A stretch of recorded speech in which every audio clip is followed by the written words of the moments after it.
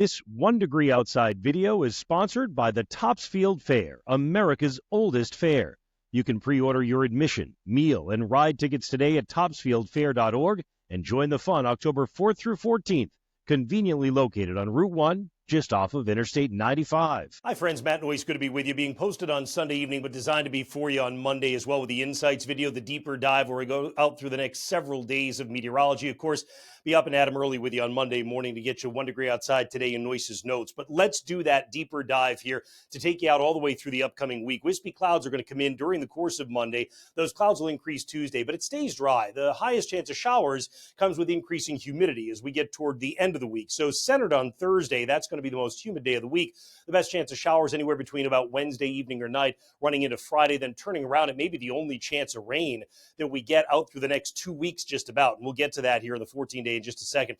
Water vapor imagery, great tracer in the atmosphere for water vapor. And that water vapor or water gas in the atmosphere shows up in whites and greens, and you can see it just off the coast with the newly developing storm that we told you about in Insights last week was going to siphon off the energy and moisture from what used to be Francine. It has done that, and now it's developing along the coast. But notice we are well embedded in dry air here in the Northeast, and that's why it's even up for grabs as to how much of that rain even makes it in here at the end of the week. It certainly isn't guaranteed that we get into the rain on Thursday, but that is the highest chance. Anyway, I can also illustrate that with atmospheric energy, which is what you're looking at here in the oranges and reds and purples. Notice the upper level energy center comes to the north and west. We get our biggest lobe of energy to come in here when? Long about Wednesday night into Thursday, and that's why that is your greatest chance.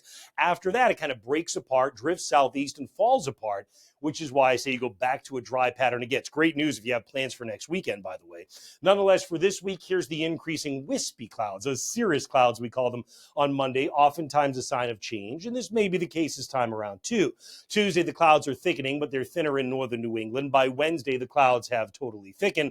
There is a chance the showers come north as soon as Wednesday, but it seems highly unlikely right now. In fact, I'm not 100% sold on Thursday being showery either, but I will say that at least when you look at it statistically speaking, it's the highest chance of getting showers in here.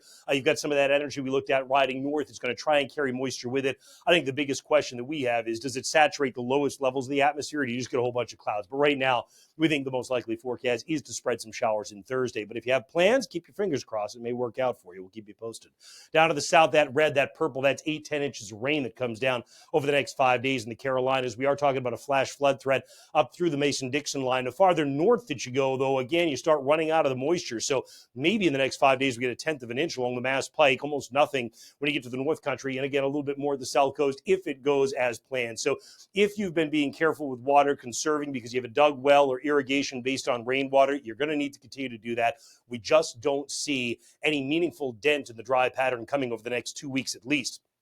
You can see the peak in dew point or measure the amount of moisture in the air that occurs later this week, centered on Thursday, and then it drops again, which again is more dry air that comes in. It's good news for the next weekend, but nonetheless, it's going to be a dry pattern. So highs on Monday running about 80, 85. We are in this pattern where the farther north you go, generally during the day, the warmer you become. At night, we all go down to the 50s on Monday night with that kind of crisp air that's in place. Tuesday, up into the 80s for many, but notice the South Coast, a little bit cooler, a wind coming in off of the ocean, the clouds trying to increase a little bit more.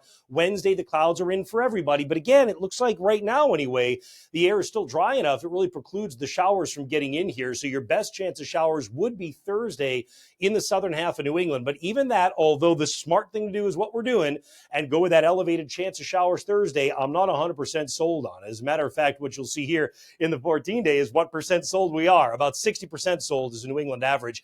That you get some rain falling at least in central and southern New England on Friday. So on Thursday. So we'll keep you posted on that. A 40% chance you'd still have some showers around Friday, but that drops for the weekend into the start of next week, and then it builds maybe with a shower chance again toward the middle and end of next week. And again, is there a lot of meaning in a New England averaged 14-day?